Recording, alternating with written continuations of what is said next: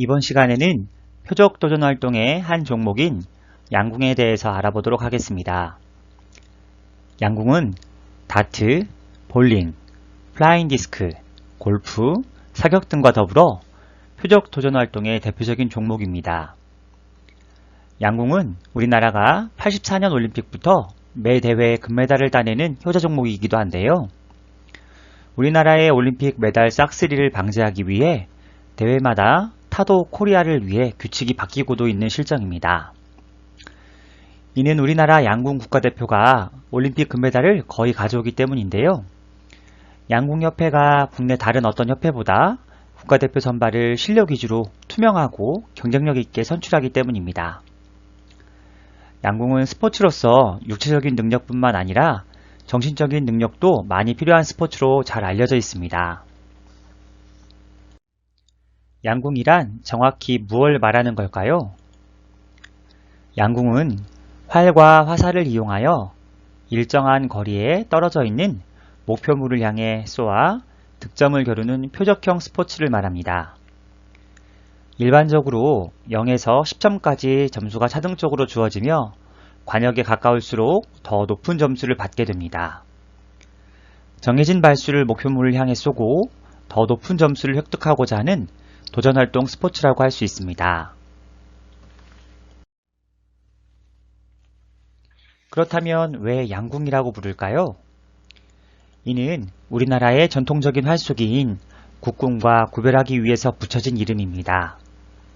국궁은 궁도라고도 불리우며 우리 조상들이 즐겨하던 심신단련 활동입니다.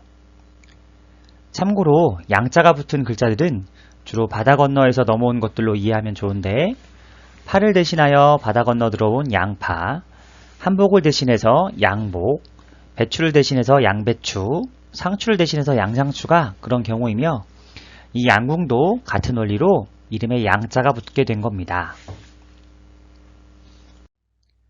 그렇다면 양궁은 언제부터 시작되었을까요? 활을 쏘는 일은 지역을 막론하고 원시시대부터 널리 행해진 활동입니다. 선사시대에 돌을 갈아 만든 화살촉을 보면 잘 알 수 있는데요.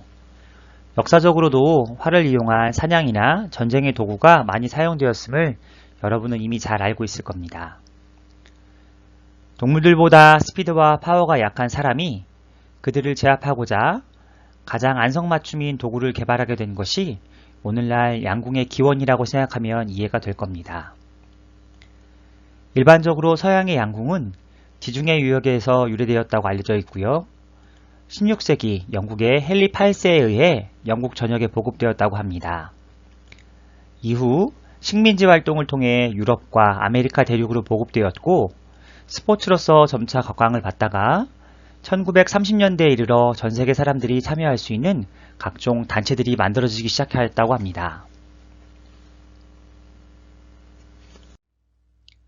우리 민족은 활을 잘 쏘았을까요? 예, 그렇습니다. 중국의 삼국지에 보면 우리 민족을 동이족이라고 기록했는데요. 동이는 동쪽에 있는 활을 잘 쏘는 민족이라는 뜻입니다. 우리 역사에도 보면 고구려의 시조인 주몽은 활을 잘 쏘는 사람이라는 뜻이며, 조선시대에 조총이 들어오기 전까지 아주 많이 사용되었음을 알 수 있습니다. 과거 시험에서도 무관을 뽑을 때 말타기와 칼쓰기는 물론 활쏘기를 필수로 보았으며, 역대 임금님들께서도 활을 쏘며 심신을 단련하고 업무에 지친 스트레스를 날려버렸다고 합니다. 이와 같은 이유들로 조선의 각궁인 활과 편전인 화살을 만드는 기술이 굉장히 크게 발달하였다고 합니다. 우리나라의 양궁은 어떠했을까요? 1959년 당시 고등학교 체육선생님이시던 석봉근 선생님이 노인들만 즐기는 국궁을 대신하여 젊은 사람들이 즐길 수 있도록 양궁을 국내에 처음 도입하였고, 이후 주한미군에 근무하던 에로트 중령의 도움으로 국내에 급격히 보급되었다고 합니다. 우리 몸속에 명궁의 피가 흐르기 때문일까요? 불과 20년도 지나지 않아 한국 양궁은 아시안게임 개인과 단체전 금메달을 휩쓸기 시작했고, 1984년 LA 올림픽에서부터 금메달도 한 번도 놓치지 않았다고 하니 정말 우리나라 양궁은 세계 최고라고 해도 과언이 아닐 겁니다. 자, 여기서 궁금한 점. 양궁과 국궁의 차이는 무엇일까요? 그냥 서양에서 들어온 것 때문에 서양식 활쏘기는 양궁이고 우리나라 전통 활쏘기는 국궁일까요? 그것만이 아니라 양궁과 국궁은 약간의 차이가 존재합니다.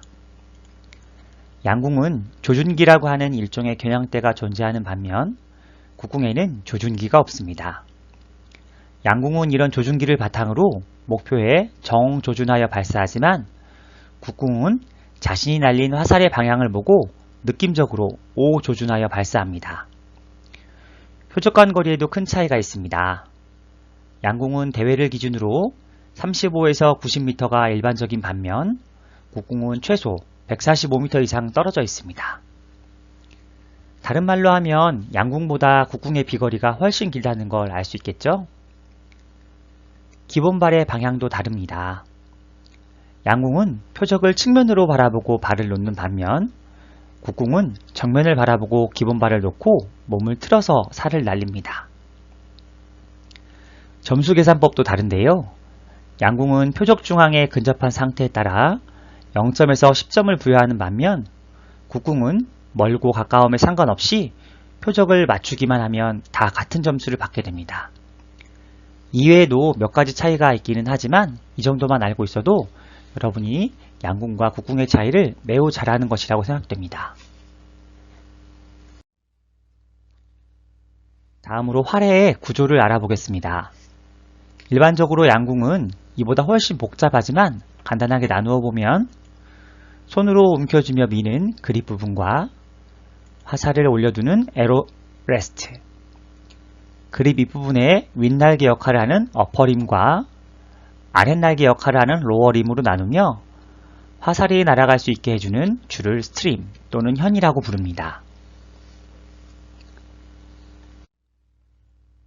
화살은 크게 네 부분으로 나뉘어 있는데 다트와 비슷한 명칭이 많습니다. 가장 앞부분에 무게추 역할을 하는 팁이 있으며 관역에 파고드는 역할을 합니다. 이 팁으로 인해 앞쪽에 무게중심이 오게 됩니다. 다음으로 몸체를 연결하는 샤프트 부분과 뒷날개를 플래칭 또는 플라이트라고 불리우며 맨 마지막 스트림에 화살을 걸 수 있도록 하는 노크 부분으로 구성이 됩니다. 앞서 이야기했듯 정조준과 오조준의 개념이 있는데 정조준은 관역 한가운데를 조준하여 화살을 날리는 것을 말하며 그렇게 어려운 개념은 아닐 겁니다. 오조준은 일부러 관역의 가운데를 피하여 날리는 것을 말하는데 왜 일부러 관역의 가운데를 피해서 날리지? 좀 생각이 어렵지 않습니까? 그러나 사실 생각해보면 그렇게 어렵지 않습니다. 바람이 오른쪽에서 불면 오른쪽으로 조금 타겟을 겨냥해 화살을 날리고 앞에서 바람이 불면 속도가 떨어질 것을 대비하여 약간 위쪽으로 겨냥해서 날리는 것이 바로 오조준입니다. 쉽게 보면 이렇게 목표를 한가운데 조준하는 것이 정조준이고 바람 부는 방향 쪽으로 일부러 조준을 빗나가게 놓는 것이 오조준입니다. 왼쪽에서 불면 왼쪽으로 타겟을 좀 더 놓고 오른쪽에서 바람이 불면 오른쪽에 타겟을 좀 더 놓아서 화살이 바람을 타고 자연스럽게 날아가서 한가운데 맞을 수 있도록 하는 것이 오조준입니다. 만약에 45도 방향 위에서 바람이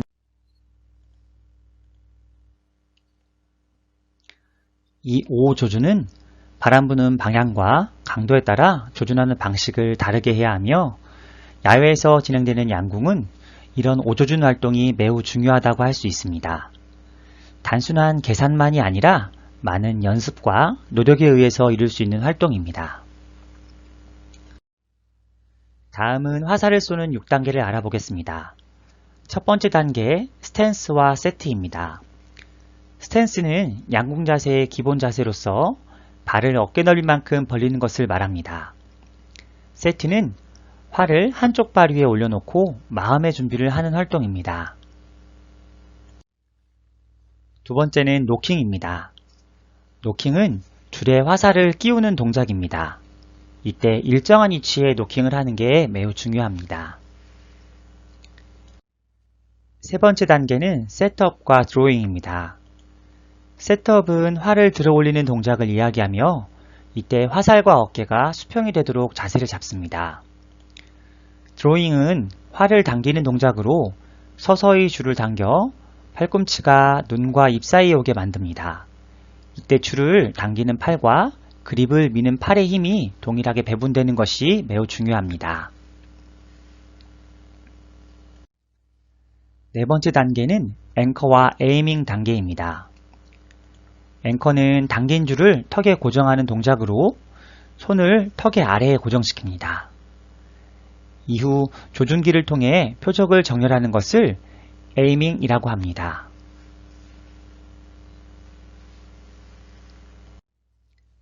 다섯 번째는 릴리스 단계입니다. 줄을 걸고 있던 손가락을 뒤쪽으로 당기는 동작으로 손가락이 뒤로 가면서 잡고 있던 현이 풀리고 현에 걸려있던 화살이 앞으로 나아가는 단계를 말합니다. 이때 최대한 부드럽고 자연스럽게 이루어질 수 있도록 많은 연습을 해야 합니다. 마지막 단계는 팔로스로우입니다. 발사하고 난 후에 자연스럽게 팔에 힘을 빼고 앞으로 내리는 동작을 말합니다. 다트에서도 에이밍, 테이크백, 릴리스, 팔로스로우를 보았듯이 양궁에서도 에이밍과 릴리스, 팔로스로우 동작이 동일하게 들어갑니다. 자, 좁은 공간에서 선생님이 활을 날리는 게 다소 위험할 수 있어서 선생님이 화살을 대신해서 이렇게 드리블대를 이용해 가지고 안전한 화살을 만들어 봤습니다. 어떤 형태로 화살을 날려야 되는지 6단계 입각해서 하나씩 여러분들에게 보여주도록 하겠습니다. 양궁에 관역하는 앞에 보이는 플라우프 림 안으로 하고요. 거리는 약 6m에서 7m 정도, 7m 정도 떨어뜨려 놨습니다. 이 정도 거리에서 어떻게 쏘게 되는지를 볼 텐데요. 제1단계 스탠스와 세트 자세입니다. 스탠스와 세트 자세는 발을 관역을 향해서 옆으로 11자로 나란하게 쏘고 다리에 어깨 넓이만큼 벌립니다. 그리고 팔을 잡아서 에로레스트 위쪽으로 화살을 올려놓고 목표물을 겨냥하는 것이, 쳐다보고 있는 것이 제1단계 스탠스와 세트 자세입니다. 자, 2단계는 노킹입니다. 노킹은 판에 걸려있는 줄을 검지와 중지를 이용해서 줄을 잡아다니는 건데요. 저희는 이게 빠져나갈 수 있어서 엄지와 검지를 이용해서 잡아보는 걸로 하겠습니다. 노킹.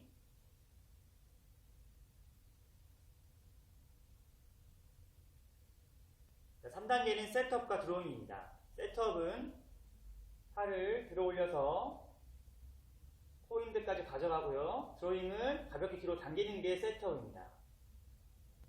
앵커와 에이밍은 가져간 팔을 턱 밑에 대고 목표물을 조준하는 것이 앵커와 에이밍이고요.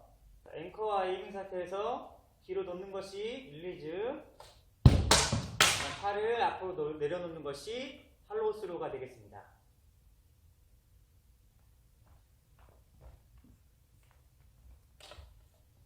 자, 연속 동작으로 보겠습니다.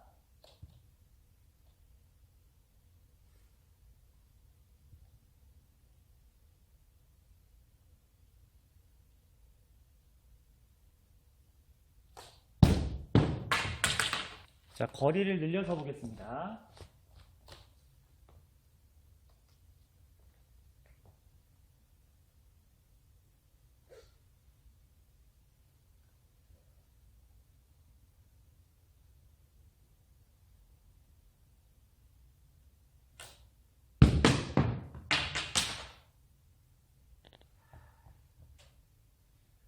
자, 거리를 늘려서 한번 보겠습니다.